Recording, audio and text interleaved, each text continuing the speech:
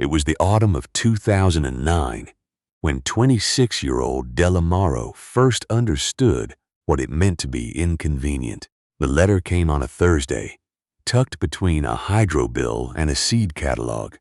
Its envelope made of paper so thick and white, it looked wrong sitting in the rusted tin mailbox her grandmother Evelyn had bolted to the fence post 30 years ago. It was printed on letterhead embossed with a logo, a stylized mountain peak inside a circle, and it spoke of development and growth and an exciting new chapter for the Pemberton Valley.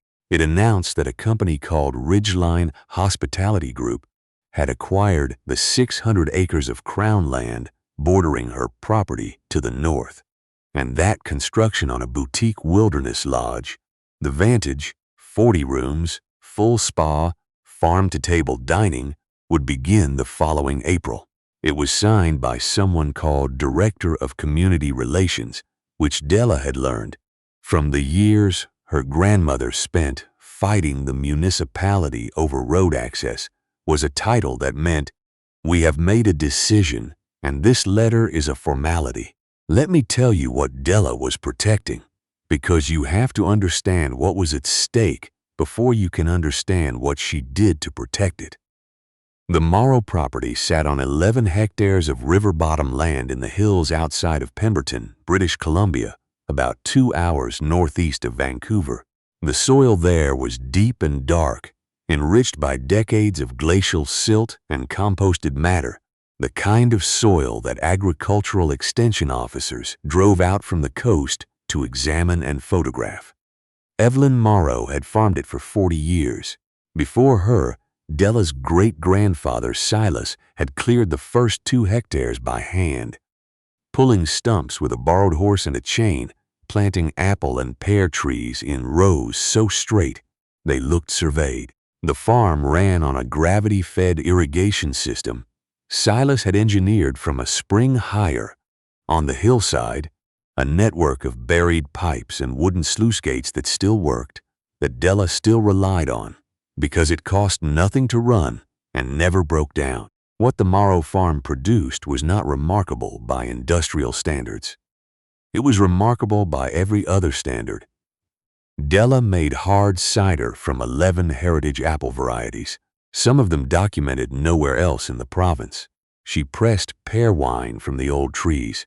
She kept 40 Berkshire hogs that rooted through the forest margins, and produced tea so dark and well marbled that chefs in Whistler had been calling her since she was 22, back when she'd barely taken over from Eveline, back when she still answered the phone with her grandmother's name by accident. She sold at 2 farmers' markets and maintained a short list of restaurant accounts. She was not getting rich. She was, as her grandmother used to say, getting along, which in their family's vocabulary was not a modest thing at all, but a deep and intentional one. The community around her did not see it that way. At the feed store in Pemberton, at the hockey rink where she played on Wednesday nights, people who had known her since childhood looked at the announcement of the Vantage and looked at Della's farm and made the same rapid calculation. Doug Tanner, who ran the neighboring hay operation and had gray eyes the color of dry gravel, stopped her in the co-op parking lot one Saturday morning. "They're offering good money," he said without introduction. "Relocation allowance too. Guy I talked to said they'd pay moving costs, help you find land down in the Fraser Valley." He said it kindly, in the tone of a man delivering news he believes will be welcome. 11 hectares of river bottom, Della. You know what they'll pay for that. She did know. She had run the numbers in her head the night the letter arrived, sitting at the kitchen table with a glass of her own pear wine. The farmhouse quiet around her. "It's not for sale, Doug," she said. He nodded slowly. The way people nod when they've decided to let someone make a mistake they'll regret. The man from Ridgeline came 6 weeks later. His name was Mr. Philip Sauer.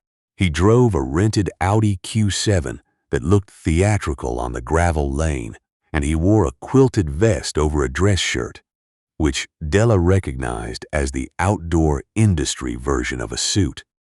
The costume worn by men who want to suggest they understand wilderness without having spent any meaningful time in it. He was perhaps 50, with the carefully maintained confidence of someone who had spent being the most prepared person in every room. He did not come to the door. He stood beside his car, looking at the orchard with its old gnarled trunks and the cider house beyond it, and he looked at the hog pasture with its muddy margins and the low shelter her pigs crowded against in the morning cool. And his expression was that of a man reviewing a problem he had already solved on paper. Della met him at the gate. "Miss Morrow," he said. "Phil Sauer, Ridgeline. Thanks for making time." He said it as though she had scheduled this, as though a meeting had been arranged. "I didn't make time," she said. "You drove up a private road." He adjusted his smile by a fraction. "Fair enough, I'll be direct. We're sensitive to the fact that our development will create some adjacency challenges for a working farm operation." Adjacency, challenges.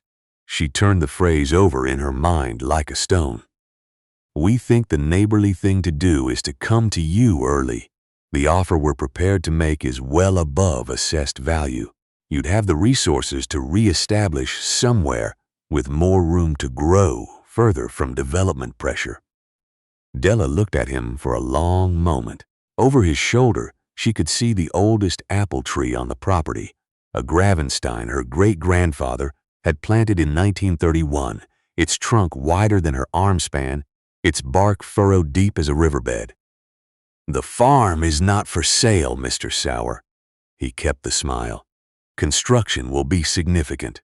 Excavation, blasting for the access road, heavy equipment for 18 months. The noise levels alone, I've read the environmental assessment," she said. She hadn't yet, but she would. "The farm is not for sale." He left her a card. She used it as a bookmark and forgot which book she'd put it in. He was right about the noise. The following spring, blasting began at 6:45 in the morning. The first detonation shook her kitchen windows in their frames and sent her hogs surging against their fence in a mass of panicked squealing that took 40 minutes to settle. After that, they were never quite the same. Anxious animals, prone to startling, and anxious pigs do not gain weight well. They burn everything they eat. By midsummer, her feed-to-weight ratio had climbed past the point of profitability. She was feeding hogs that were not growing. The dust was worse. A fine red particulate from the blasted rock drifted south on the prevailing wind and settled on everything, on the apple leaves, on the surface of the spring-fed stock tanks, on the white-painted walls of the cider house. She washed the tanks daily. She wiped down the cider press equipment every evening. She pulled leaves off the trees closest to the property line, worried about what the dust was doing to the skins of the fruit. Her cider yields that autumn were down by a quarter. But it was the water that threatened to break her. The Vantage's construction required dewatering of the site, pumping groundwater out of the excavation and routing it into the creek that ran through the valley. The creek ran through Della's property before it reached the road. By July, the water in it had changed color, not dramatically, not alarmingly at first glance, but Della had grown up watching that creek. She knew the way light moved through it in different seasons, the specific green of algae on the submerged stones in August. What she saw now was wrong. Sediment, changed chemistry. Her grandmother's pigs had drunk from that creek. Her pigs could not. She had it tested. She paid for the test herself, drove the samples to a lab in Squamish.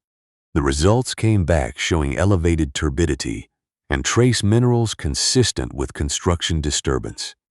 Nothing illegal, technically. Nothing that would trigger a regulatory response. Just enough to make the water unusable for livestock and faintly, persistently wrong.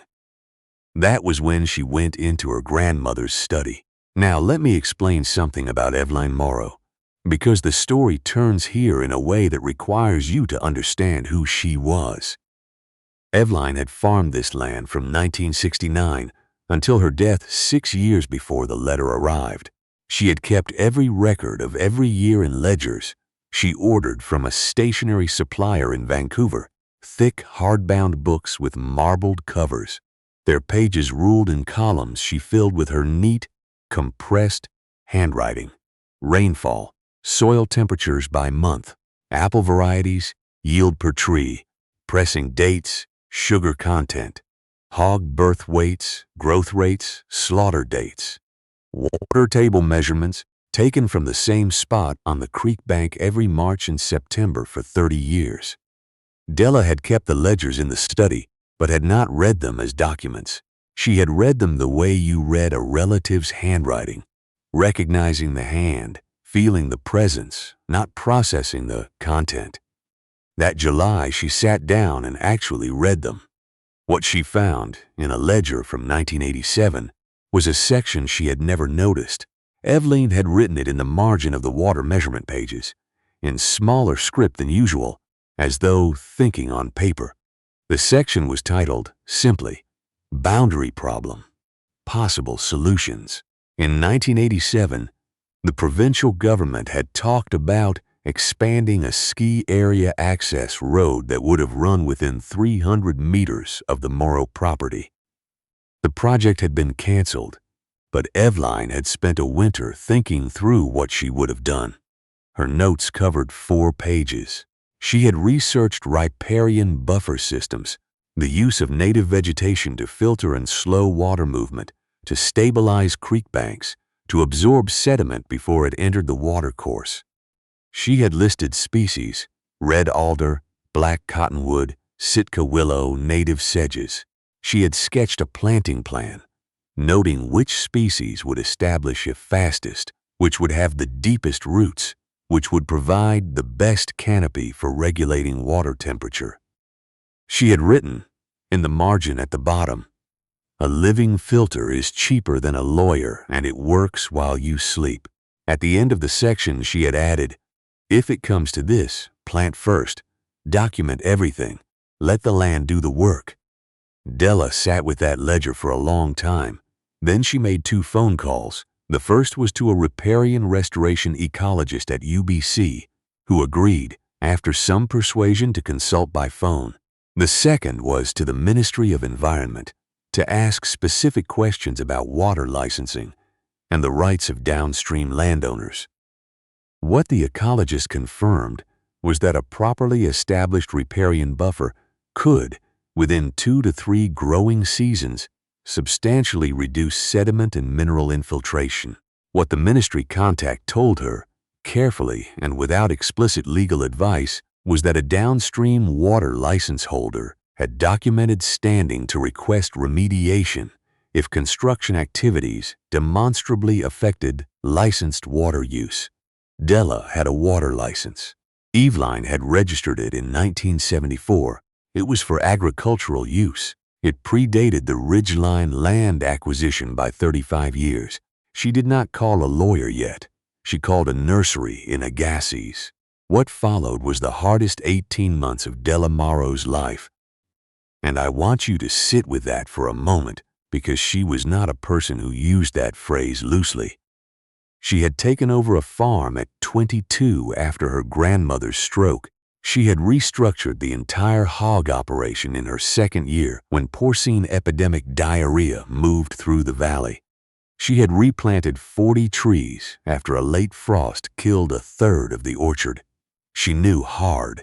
This was harder. She planted 800 riparian seedlings along 400 meters of creek bank, working in sections, 2 hours before dawn and 2 hours after dusk, because the days were lost to the farm's regular operations. She sourced native sedge plugs from a wetland restoration supplier and planted them in flats along the water's edge.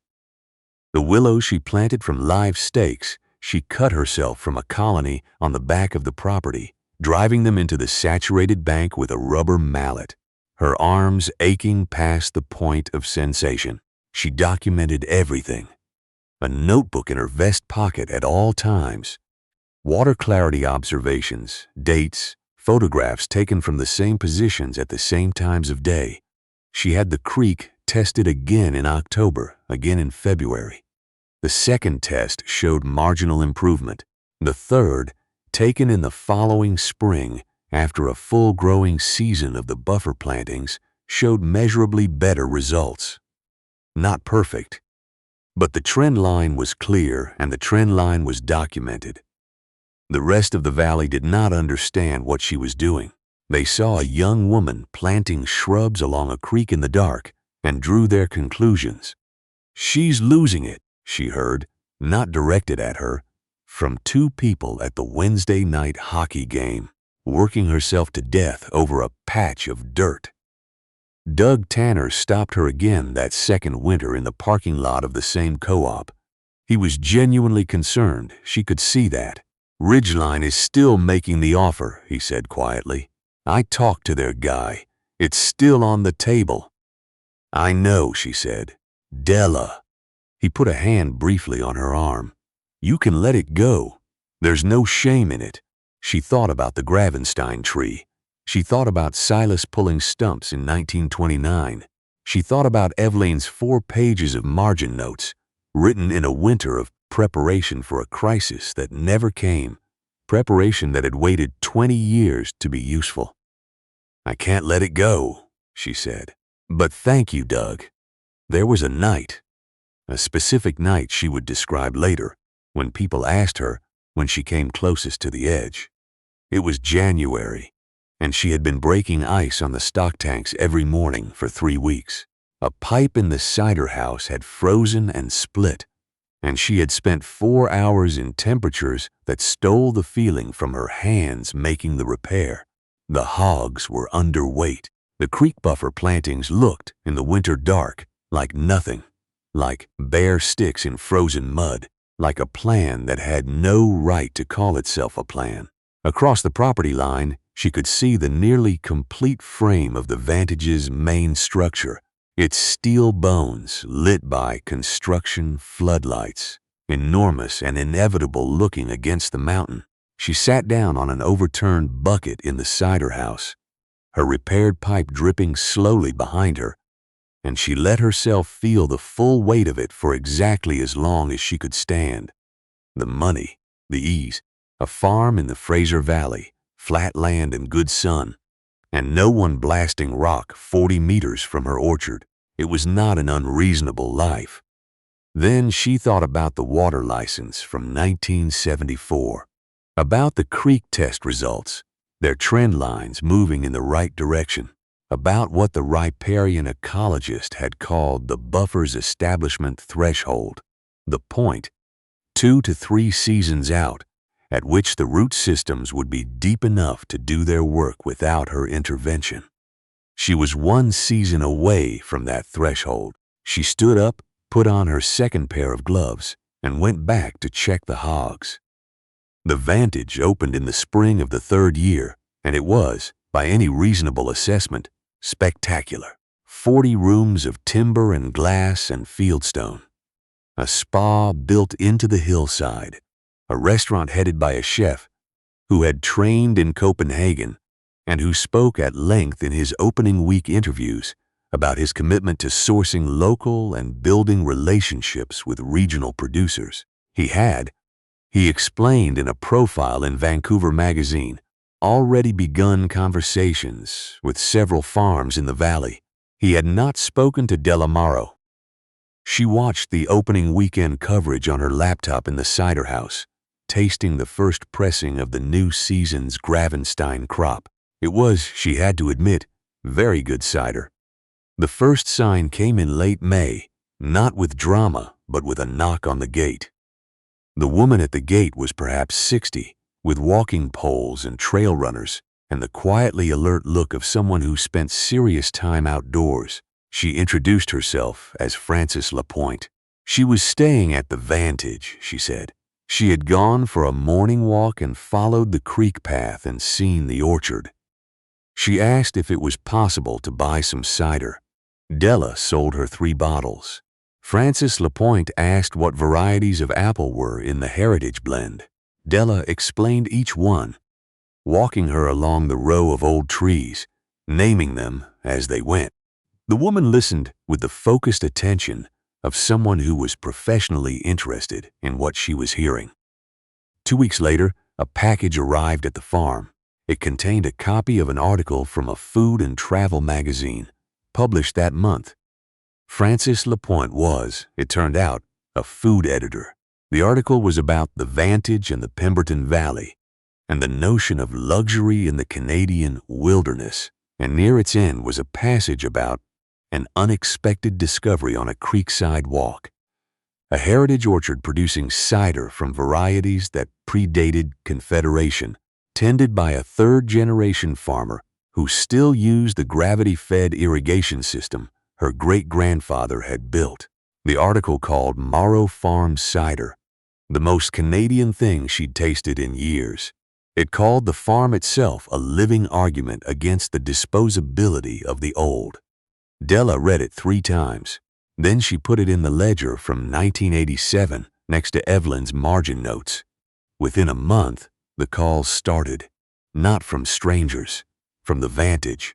The first call was from the food and beverage manager, a polite young man named Marcus, who explained carefully that guests had been coming to the front desk, asking about the farm they'd read about the cider, about the heritage pork. He explained that the chef was very interested in establishing a local sourcing relationship. He used the phrase farm to table 3 times in 4 minutes. Della listened. She said she would think about it. 3 weeks later, a second call, this time from the chef himself. Direct, specific, clearly a man who was used to getting what he wanted from suppliers. He wanted 12 cases of cider per month, heritage pork on an ongoing basis, whatever she could spare of the pear wine. She said she appreciated his interest and would be in touch. The third call came from Mr. Philip Sauer. He drove the same road in, though the Audi had been replaced by a newer model. He did come to the door this time. He knocked, and when she opened it, he was standing on her porch, and something in his posture had changed. The careful confidence was still there. But there was something underneath it now that had not been present before. A slight tension in the way he held himself, the posture of a man who has come to ask for something he does not quite know how to ask for. "Mrs. Morrow," he said, "do you have a few minutes?" She looked at him for a moment. Behind him, through the kitchen window, she could see the creek, its banks lined now with the second-year growth of her buffer planting.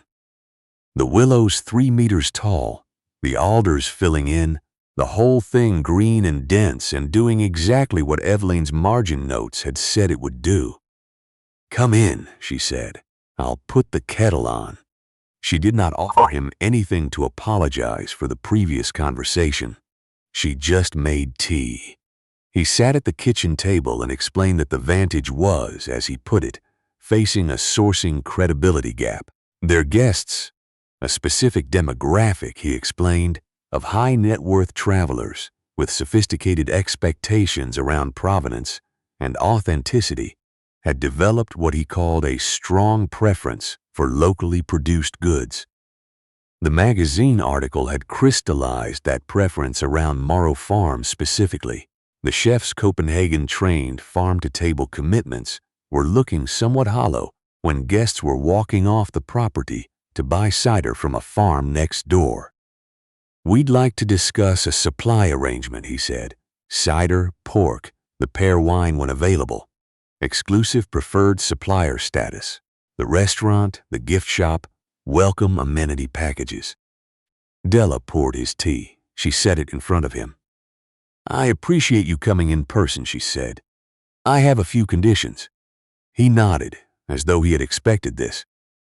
"My lawyer will draw up the terms," she said, "but I'll tell you the shape of them now, so there's no surprise." She set down her cup. "Price is retail, not wholesale. I don't discount for volume, Because I don't produce for volume. Quantity is fixed at what I tell you I can sustainably produce each month. You take what I offer and you don't ask for more. If your demand exceeds my supply, that's a problem for your menu planning, not for my farm. She paused. Exclusivity goes both ways. You don't carry any other locally sourced cider or heritage pork from any other BC producer. If your guests want the real thing, they get it from here. Mr. Sauer was making notes on his phone. He had the expression of a man recalibrating. One more thing, Della said. She slid a photograph across the table. It was an aerial image of the property, printed from a mapping application, with a line drawn in red ink. The access road your construction crews use runs within 60 meters of my creek buffer planting. The vibration from heavy vehicles is affecting route establishment. That road stays closed to vehicles over 3,500 kilograms, permanently. Guest transport only. He looked at the photograph. He looked at her. Our engineering team would need to. My water license predates your land acquisition by 35 years, she said. I have 3 years of water quality documentation and the written opinion of a riparian ecologist at UBC. My lawyer has reviewed all of it. She had retained a lawyer the previous month, a woman in Whistler who specialized in agricultural and water rights. I'm not asking you to do something difficult. I'm asking you to route your service vehicles an extra 800 meters. Philip Sauer looked at the woman across the table from him. He looked at the kitchen around him. The walls hung with a century of accumulated tools and objects, the old ledgers on the shelf through the doorway, the view through the window of an orchard that had been producing fruit since before most living people were born. He thought, perhaps, about the magazine article, about the phrase the most Canadian thing she'd tasted in years, about the guests at the front desk asking where they could find the farm. He thought about the fact that the Vantage's newest marketing copy, drafted just that quarter, had begun describing the property as situated in the heart of a working agricultural valley, that they were selling the proximity to this farm, that the thing they had once called an incompatibility was now a selling point. We can work with those terms, he said. The meeting with lawyers took place the following week at the kitchen table, and the details I'll spare you because contracts are contracts. But what Delamaro walked away with was this: a 5-year agreement, renewable, priced at her numbers, capped at her quantities, with the vehicle restriction encoded as a covenant attached to the access easement in language that would survive any change of management, any sale of the Vantage, any future director of community relations. It was ironclad. Her lawyer used that word. Eveline would have used the word sensible. The years that followed did not transform Delamaro into someone different. That is the part of these stories that usually gets the details wrong. The idea that vindication changes you, that arriving at the right outcome rewires something fundamental. It doesn't. It confirms. It tells you that the thing you were doing was worth doing, which you already suspected but could not prove. What changed was smaller and more real. The hogs settled once the heavy construction was done and the road traffic reduced. Their weights came back up. The creek ran clear through 4 successive summers. The buffer planting matured into something that no longer needed her attention, a dense corridor of riparian growth that the Ministry of Environment later cited as a model restoration project. Though they had not funded $1 of it, the orchard produced a heritage blend cider in her 5th season that a judge at a BC craft beverage competition called the finest expression of Okanagan-adjacent terroir he'd encountered in 20 years of judging, a sentence that made Della set the score sheet down and laugh, alone in the cider house for a solid minute. The Vantage changed hands twice. Each new management team was briefed on the Morrow Farms supply agreement on their first day, the way you brief someone on a structural reality of the building. It was, by that point, part of the property's identity. Their marketing described an exclusive partnership with a century-old working farm. And Della let them use the phrase and let the checks arrive on the first of each month, and did not feel the need to comment on the irony, because the irony did not require comment. Doug Tanner told her once, after a hockey game, that he'd driven past the property and seen the buffer planting and thought it looked like a real forest now. "It is a real forest," she said. "I didn't think those sticks were going to do anything," he said. "I know," she said. "That's okay." She meant it. She had never needed him to believe in the sticks. She had needed to believe in them herself, and she had, on most days, and on the days she hadn't. She had gone back to Eveline's margin notes and found her there, writing in a winter of preparation for a crisis that had not come yet, practical and patient, and absolutely certain that if you understood the land well enough, you did not need to fight anyone. You just needed to plant something and wait. Young farmers started calling her, not to ask how to get bigger, but to ask how to stay, how to hold ground, how to remain what you are when the world, with its development pressure, and its adjacency challenges, and its directors of community relations, sends you glossy letters and makes you feel like a stubborn inconvenience. She would walk them along the creek, through the mature buffer planting, under the canopy of alders that were now tall enough to shade the water through the afternoon heat, and she would tell them what Eveline had taught her without ever sitting her down and saying, "I am teaching you something. The world will offer you a better price than your land will ever make you. It will be a real number, and it will be tempting, and there will be people you trust who think you should take it." She would stop at the creek and let them hear the water moving over the stones, clean and cold from the mountain. What they don't tell you is that what they're buying is not just the land. They're buying the thing the land makes you, the steadiness of it, the long knowledge of a particular piece of ground. You can't replicate that in the Fraser Valley. You can't buy it back once you've sold it. She would crouch down and lift a handful of the dark creek bank soil, dense with root matter and years of composted leaf fall, and hold it out. "Plant something patient," she would say. "Document the land do the work. It takes longer than you think you can bear, but what is patient will outlast what is merely powerful, and they will come to you in the end, needing the very thing they tried to erase."